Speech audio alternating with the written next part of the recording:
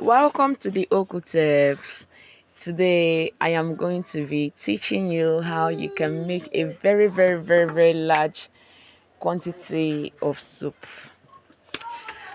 using high water and low oils.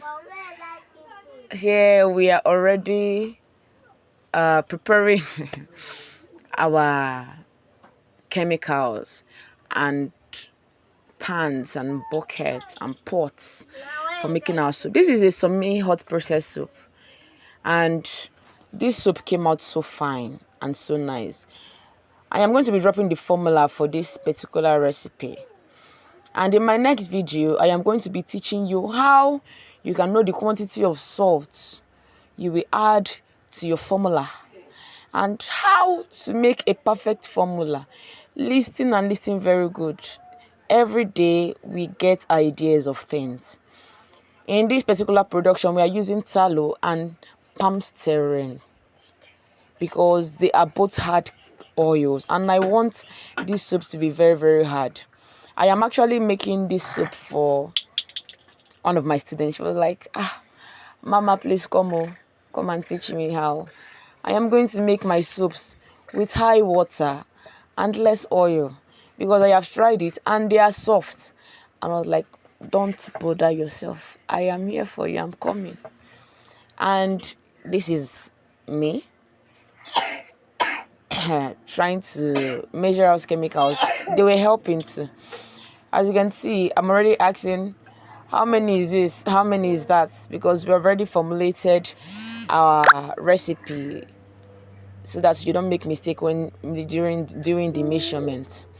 Our water is around 37.5 liters. Our oil is 30 liters. And this soap came out so strong. Listen, in just 3 hours or 4 hours of making this soap, she has already run and cut this soap, and it was strong already in just 3 or 4 hours. A soap you can make that will come out so strong. That is what we're making today, and that is why I use hard oils and enough salt. The salt is around 3.5 grams. You get that is 3,500 grams of salt. Our caustic is around 4,150 grams of caustic. We did not add silicate to this particular soup production. What we just added was lye, that's caustic soda, salt, water, foam booster, and color. You will not believe it. And this soup came out so strong. Ay, shit. So strong.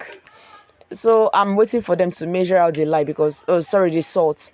Yeah, I have already added the lye to the water and added the salt and citric acid. The citric acid is around 100 grams because we were making baking soaps here. 100 grams of citric acid. Our color was around 10 grams, if I'm not mistaken. Depending on the choice of what you want. There is no perfume in this production because she was like, don't worry, I am going to use my podler to add my perfume and stuff like that. So as you can see, we're already making the soaps. This is me. I am the person that is turning it. I am already turning the soup. Turning and turning and turning. The oil, after we finish melting the oils on low heat, we left it for 2 minutes. Just 2 minutes.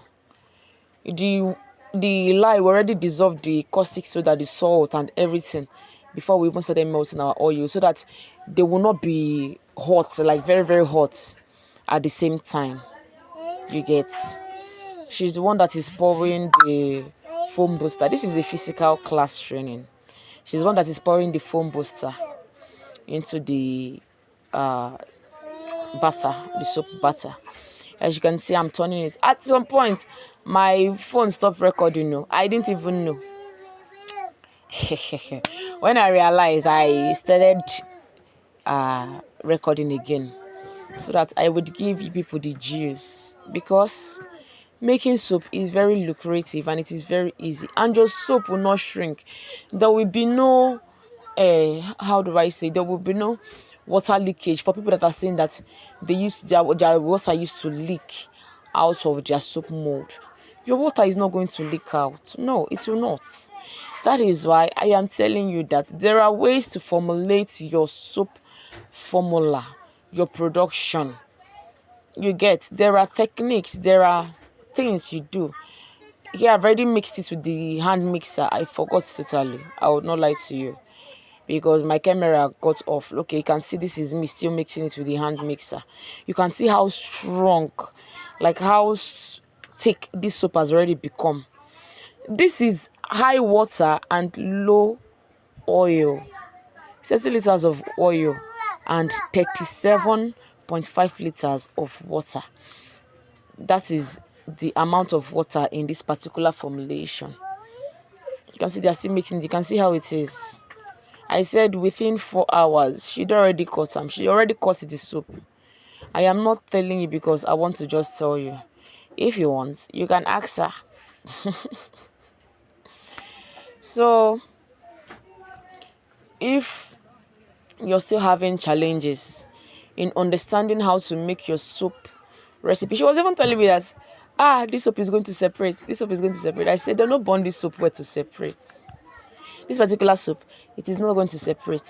She was like, it's going to separate. I said, if it is going to separate, okay, cover it, let it cook by itself because the oil was on the high side, like the temperature was high, and the water, the live water, was high too. Then I told her, cover it for it to cook by itself because it is a semi-hot process soup. If somebody tell you that this particular soap production is with high water and low oil, you will never believe it.